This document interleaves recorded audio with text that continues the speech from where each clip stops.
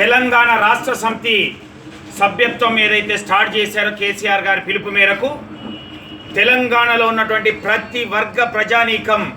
TRS పార్టీలో చేరడానికి ముందుకొస్తుంది. ఎందుకంటే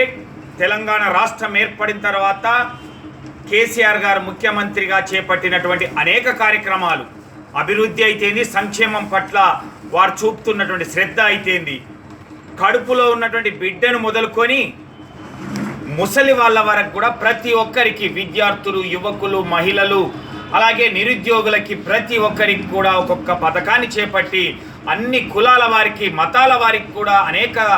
సంక్షేమ కార్యక్రమాలు చేపట్టినటువంటి సందర్భంలో తెలంగాణ రాష్ట్ర సమితికి అండగా ఉంటాం, మా వంతు కర్తవ్యంగా మెంబర్షిప్ చేపిస్తాం అనేటువంటి దృఢ సంకల్పంతో ముందుకొస్తున్నటువంటి ప్రజానీకానికి ధన్యవాదాలు తెలియజేస్తున్నాం. దీంట్లో భాగంగానే తెలంగాణ బొగ్గుగని కార్మిక శ్రేణులు, నాయకులు కూడా పెద్ద ఎత్తున క్రియాశీలక సభ్యత్వంతో పాటుగా మామూలు సభ్యత్వం కూడా తీసుకుంటున్నటువంటి వారికి ధన్యవాదాలు తెలియజేస్తున్నాం. ఎందుకంటే కేసీఆర్ గారు అనేక వరాలు ఇచ్చిండ్రు. ఈరోజు డిపెండెంట్లకు ఉద్యోగాలు ఇవ్వడం అయితేంది, అలాగే బదిలీ ఫిల్లర్లకు 3100 మందికి ఇవ్వడం అయితేంది, వాళ్ళను 2 సార్లు పర్మనెంట్ చేయడం అయితేంది, అలాగే 15 లక్షలు 20 లక్షల మ్యాచింగ్ గ్రాంట్ ఇవ్వడం అయితేంది, లాభాల వాటను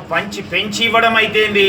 ఇలాంటి అనేక కార్యక్రమాలు చేపట్టడంతో పాటుగా చిరకాల కోరిక అయినటువంటి వారసత్వ ఉద్యోగాల్ని కూడా ఇచ్చినటువంటిది తెలంగాణ రాష్ట్ర ప్రభుత్వం. మన గౌరవ అధ్యక్షురాలు శ్రీమతి కవితక్క గారు, సుమనన్న గారు, వివేక్ల వాళ్ళు, అనేక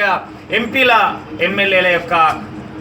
వారి కృషి ఉంది అనేటువంటిది గుర్తించినటువంటి కార్మిక వర్గం తప్పకుండా టీఆర్ఎస్ పార్టీకి అండగా ఉంటామని తెలియజేయడంతో పాటుగా సభ్యత్వాన్ని కూడా తీసుకుంటూ ముందుకు వెళ్తూ ఉన్నది. కోర్టులో ఎలాంటి ఇబ్బందులు జరిగినా మనకు కొంత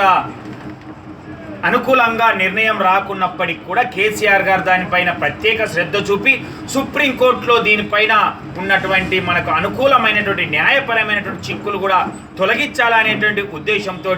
అడ్వకేట్ జనరల్ గారితో పాటుగా సింగరేణి యాజమాన్యం నుంచి డైరెక్టర్ పాగారి బృందాన్ని కూడా పంపి వారం రోజుల పాటు న్యాయవాదులతో చర్చించి ఈరోజు త్వరలోనే ఫైల్ చేసి రిట్ పిటిషన్ దానిపైన కూడా అనుకూలమైనటువంటి నిర్ణయం రావడానికి, వాదించడానికి